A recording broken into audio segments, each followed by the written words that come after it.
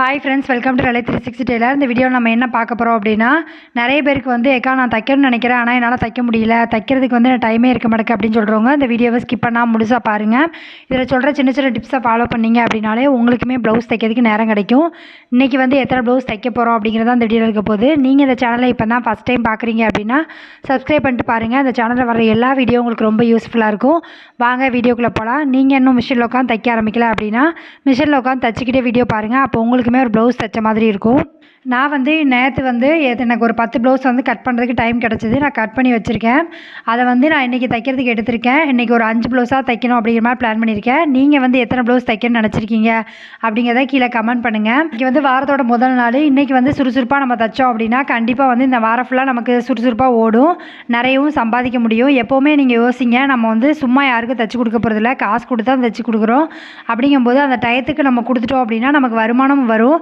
நம்ம வீட்டில் வந்து லேட் பண்ணிட்டே இருந்து நம்ம வந்து ஒரு ப்ளவுஸை நாளைக்கு தைச்சிக்கலாம்னு எடுத்து வச்சுட்டே இருந்தோம் அப்படின்னா நமக்கு யாரும் வந்து அமௌண்ட் கொடுக்க போகிறதில்ல.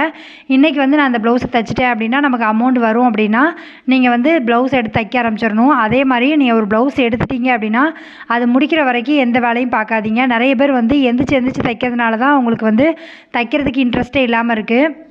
தீபாவளி வேறு வரப்போகுது. நமக்கு வந்து டைம் ரொம்ப கம்மியாக தான் இருக்குது. நம்ம கையில் இருக்க பெண்டிங் ப்ளவுஸ் எல்லாமே முடிச்சு கொடுத்தா தான் தீபாவளி டைம் வந்து நம்ம ஃப்ரீயாக தைக்கிற மாதிரி இருக்கும்.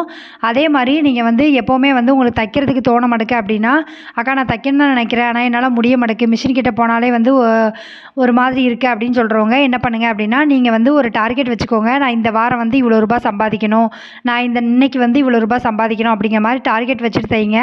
அப்போ வந்து அதை நோக்கி நம்ம ஓடும்போது கண்டிப்பாக நம்மளால் வந்து தைக்க முடியும். அதே மாதிரி ஒரு ப்ளவுஸை வந்து தைக்க உட்காந்துட்டீங்க அப்படின்னா அதுக்கு அடுத்தடுத்து ப்ளவுஸ் வந்து தைக்க ஆரம்பிச்சிருங்க. ஒரு ப்ளவுஸ் முடித்தோன்னா அடுத்த ப்ளவுஸ்க்கு வந்து நம்ம ஒரு 5 நிமிஷம் எந்திரிச்சிட்டு திரும்பவும் உட்காந்துருங்க. நான் எப்போவுமே வந்து பகல்லே வந்து எல்லா ப்ளவுஸையும் தைக்க ஆரம்பிப்பேன். ஏன்னா நமக்கு வந்து ஈவினிங் ஆக ஆக நமக்கு டயர்டாகும், நமக்கு வந்து தைக்கிறது கம்மியாக இருக்கும். அதனால நம்ம வந்து பகலில் வந்து சுறுசுறுப்பாக தைச்சிடணும். அப்படிங்கிறதுக்காக நான் ஒரு 5 ப்ளவுஸ் தைக்கணும் அப்படின்னா பகல் பொழுதுலேயே தைக்கிறதுக்கு ட்ரை பண்ணுவேன். நீங்களுமே இந்த மாதிரி ட்ரை பண்ணுங்கள். ஏன்னா நமக்கு வந்து பிள்ளைங்க ஸ்கூலுக்கு போயிருப்பாங்க, நமக்கு டிஸ்டர்ப் பண்ணதுக்கு ஆள் இருக்காது, ஹஸ்பண்டும் ஆஃபீஸ் போயிருப்பாங்க. அதனால் நம்ம வந்து தைக்கிறது கொஞ்சம் ஈஸியாகவும் இருக்கும். நம்ம யாருமே இல்லை அப்படின்னா நம்ம உட்காந்து தைக்கும்போது நம்மளை யாரும் தொந்தரவு பண்ண போகிறதில்ல.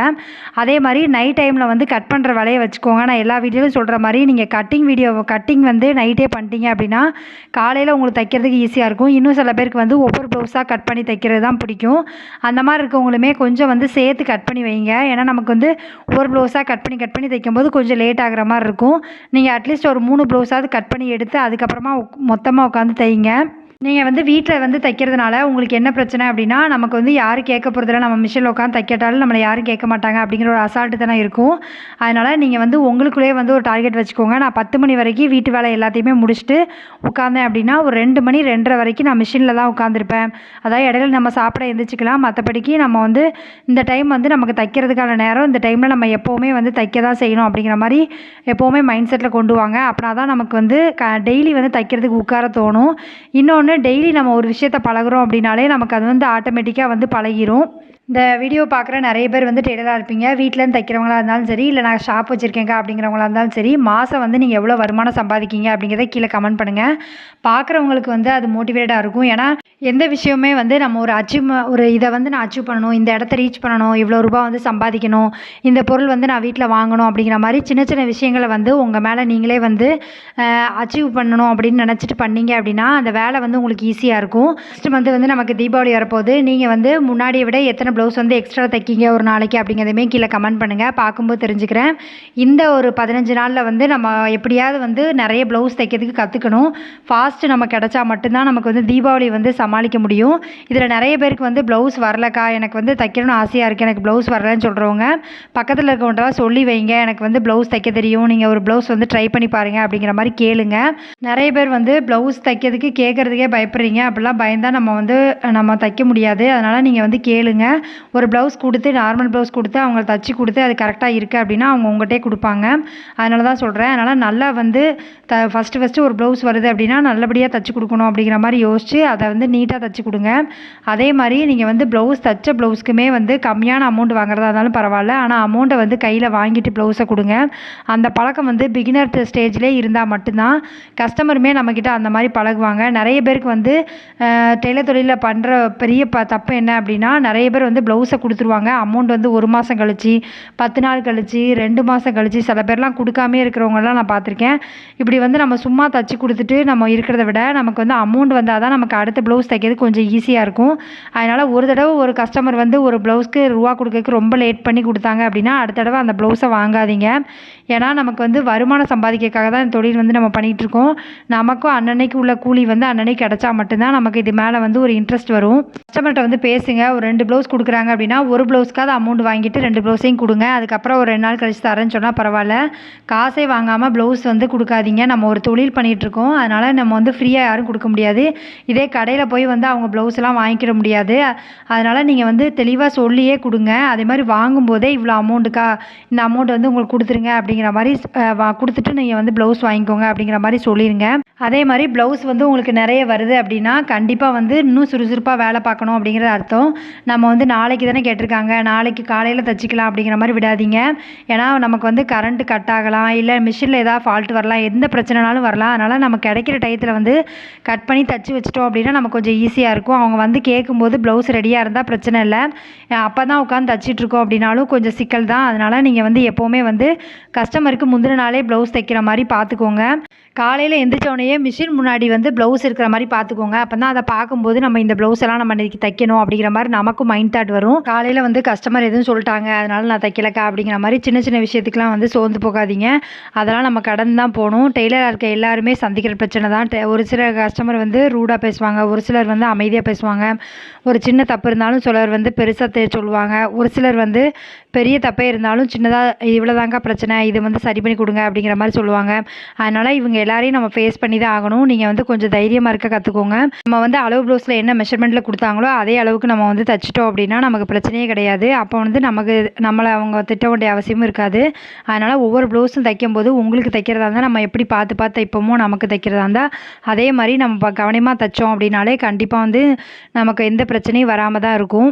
இன்னும் ஒரு சில கஸ்டமர்லாம் வந்து நம்ம எப்படி தான் தைச்சி கொடுத்தாலும் சரி குறை சொல்லணும்னே சொல்லுவாங்க. ஏன்னா நம்ம வந்து ஒழுங்காக தைக்கல, நம்ம ஒரு டெய்லரே இல்லை அப்படிங்கிற மாதிரி இப்போ நம்ம நினைக்கிற அளவுக்கு வந்து அவங்க பேசுவாங்க. அதெல்லாம் நீங்கள் காதிலே வாங்காதீங்க. அந்த மாதிரி கஸ்டமரை வந்து தைக்கிறத அவாய்ட் பண்ணிடுங்க. அதே மாதிரி ஒரு கஸ்டமர் வந்து உங்கள்கிட்ட ப்ளவுஸ் கொடுக்க வர்றாங்கன்னா ப்ளவுஸ் சம்மந்தப்பட்ட மட்டும் பேசுங்க. உங்கள் வீட்டு ஃபேமிலி மேட்டரோ இல்லை அவங்க சொல்கிறதையோ நீங்கள் வந்து காது கொடுத்து கேட்காதீங்க. ஏன்னா நமக்கு வந்து அது தேவையும் இல்லை.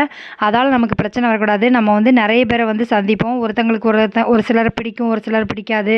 அதனால் அவங்க என்ன சொன்னாலும் நம்ம வந்து அதை கேட்கணுங்கிறது கிடையாது.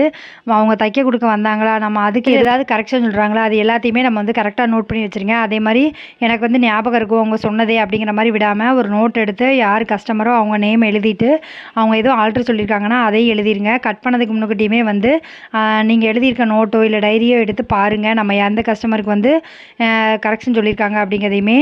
அப்போனா மட்டும்தான் நம்மளால் வந்து ப்ளவுஸை வந்து கரெக்டாக தைக்க முடியும். இன்னொன்று அதே மாதிரி ப்ளவுஸ் வந்து தைக்கிறதுக்கு கொடுக்க வர்றாங்க அப்படின்னா அந்த ப்ளவுஸை மேக்ஸிமம் வந்து அவங்க போட்டு காமிக்கிறாங்கன்னு சொன்னாலும் சரி போட்டு காமிங்க அப்படிங்கிற மாதிரி சொல்லிடுங்க. ஏன்னா எந்த இடத்துல பிரச்சனை வருதுன்னு சில பேருக்கு சொல்ல தெரியாது.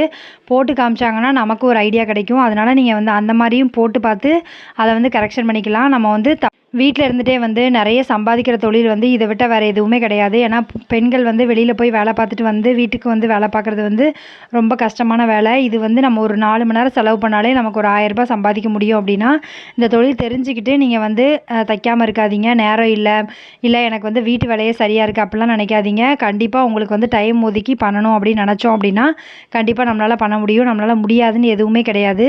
நீங்கள் கொஞ்சம் வந்து அதுக்காக கொஞ்சம் வந்து மெனக்கிட்டால் போதும், நம்ம கண்டிப்பாக வந்து தைக்க முடியும். நீங்கள் வந்து காலையிலேருந்து நைட்டு வரைக்கும் தைக்கணுமா அப்படின்னு கேட்டால் கண்டிப்பாக கிடையாது. ஒரு 4 மணி நேரம் எடுத்துக்கோங்க, 3 மணி நேரம் தைச்சிக்கோங்க, 1 மணி நேரம் வந்து கட் பண்ணுறதுக்கு எடுத்துக்கோங்க. இந்த மாதிரி டெய்லி வந்து நீங்கள் ஃபாலோ பண்ணிங்கனாலே உங்களால் ஒரு 3 ப்ளவுஸ் அட்லீஸ்ட் தைக்க முடியும். அதுக்கு வர அமௌண்ட் வந்து நமக்கு வந்து வீட்டு செலவுக்கோ இல்லை நம்ம வீட்டு தேவைக்கோ வந்து யூஸ் ஆகும். நம்ம பசங்க வந்து எதாவது கேட்குறாங்க அப்படின்னா கூட நம்ம வாங்கி கொடுக்கறதுக்கு யூஸாக இருக்கும். அதனால் நீங்கள் வந்து சின்ன சின்ன தேவையை வந்து நம்மளே வந்து தேவைகளை வந்து சரி பண்ணிக்கலாம். அதனால் நீங்கள் கண்டிப்பாக வந்து உங்கள் வீட்டில் வந்து தையல் மிஷின் இருக்குது அப்படின்னா கூட கண்டிப்பாக வந்து அதை வந்து ரெடி பண்ணி நீங்கள் தைக்க ஆரம்பிங்க. இந்த தொழில் நிறைய சம்பாதிக்கம் பண்ண முடியும். இப்போ வந்து நிறைய டெய்லர் வந்து உருவாகிட்டாங்க. அதனால் அவங்க கூட போட்டி போட்டு நம்ம தைச்சா மட்டும்தான் நம்ம வந்து தொழிலில் வந்து நிலச்சி நிற்க முடியும். உழைக்கிற டயத்தில் வந்து உழைச்சிக்கிறது ரொம்ப நல்லது. இப்போ கொஞ்சம் கஷ்டப்பட்டோம் அப்படின்னா நம்ம ஃபேமிலிக்கு வந்து ஹெல்ப் ஆகிருக்கும். Thank you friends. எல்லாரும் வீடியோ பார்த்ததுக்கு ரொம்ப நன்றி. இந்த வீடியோ வந்து உங்களுக்கு பிடிச்சிருக்குன்னு நினைக்கிறேன். பிடிச்சிருக்கு அப்படின்னா லைக் பண்ணுங்கள், கமெண்ட் பண்ணுங்கள், ஷேர் பண்ணுங்கள்.